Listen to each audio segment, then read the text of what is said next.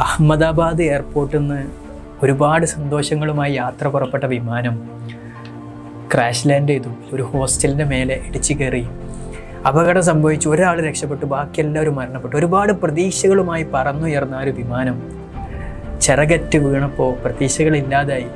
ഒരാളാണ് രക്ഷപ്പെട്ടത്.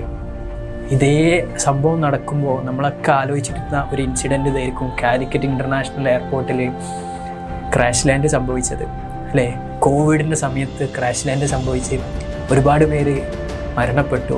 ബാക്കിയുള്ളവരെ രക്ഷപ്പെടുത്തിയ, കോവിഡിനെ പോലും തരണം ചെയ്ത് രക്ഷപ്പെടുത്തിയ നാട്ടുകാരെ എപ്പോഴും നമ്മൾ പ്രൗഡായിട്ട് പറയുന്നതാണ്.